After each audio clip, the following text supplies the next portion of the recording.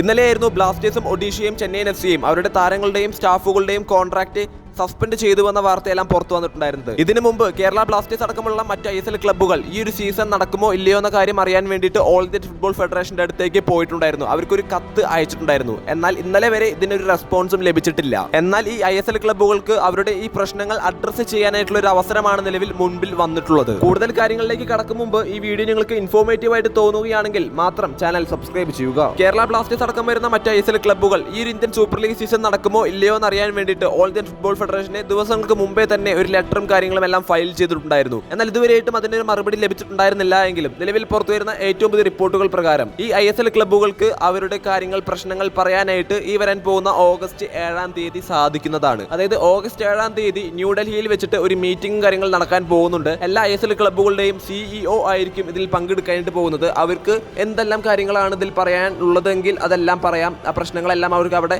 Address ചെയ്യാവുന്നതാണ്. ഇങ്ങനൊരു അവസരമാണ് നിലവിൽ all Indian football federation ISL ക്ലബ്ബുകളുടെ മുമ്പിലേക്ക് നിലവിൽ വെച്ച് നീട്ടിയിട്ടുള്ളത്. ഇന്ത്യയിൽ തന്നെ ടോപ്പ് ടയർ ലീഗായ ഇന്ത്യൻ സൂപ്പർ ലീഗിന്റെ നടത്തിപ്പുമായി ബന്ധപ്പെട്ട കൂടുതൽ കാര്യങ്ങൾ ഇതിലൂടെ നമുക്ക് വ്യക്തമാകുമെന്ന് നമുക്ക് പ്രതീക്ഷിക്കാം. ഈ ഒരു മീറ്റിംഗിലൂടെ ISL ക്ലബ്ബുകൾക്ക് അവരുടെ ഫ്യൂച്ചർ പ്രോഗ്രാംസ് അല്ലെങ്കിൽ ഫ്യൂച്ചർ കാര്യങ്ങൾ എന്തായിരിക്കുമെന്ന് അവർക്ക് തീരുമാനിക്കാൻ ഇതിലൂടെ സാധിക്കുമായിരിക്കും. ലൈക്ക് അവരുടെ ട്രാൻസ്ഫേഴ്സ് ആയാലും അതുപോലെ സ്പോൺസർഷിപ്പിന്റെ കാര്യങ്ങളായാലും അങ്ങനെ പല കാര്യങ്ങളും എല്ലാ ക്ലബ്ബുകൾക്കും ഡീൽ ചെയ്യാനും അതുപോലെ നടത്താനായിട്ടുണ്ട്. ഈ ഒരു ISLന്റെ ലാഗ് കാരണം പല ക്ലബ്ബുകൾക്കും പ്രത്യേകിച്ച് നോർത്ത് ഈസ്റ്റ് യുണൈറ്റഡ്, ഒഡീഷ പോലെയുള്ള ക്ലബ്ബുകൾക്ക് സ്പോൺസർഷിപ്പ് പോലും കിട്ടാത്ത അവസ്ഥകൾ നിലവിൽ മുമ്പിലുള്ളതുകൊണ്ട് തന്നെ കാര്യങ്ങൾ അത്രയും സീരിയസ് ആയി തന്നെയായിരിക്കും എല്ലാ ക്ലബ്ബുകളും എടുക്കാനായിട്ട് പോകുന്നത്. ഇതുമായി ബന്ധപ്പെട്ട് നിങ്ങളുടെ അഭിപ്രായം കമന്റ് ചെയ്യുക. ആദ്യമായിട്ടാണ് ചാനൽ കാണുന്നതെങ്കിൽ സബ്സ്ക്രൈബ് ചെയ്യുക. താങ്ക്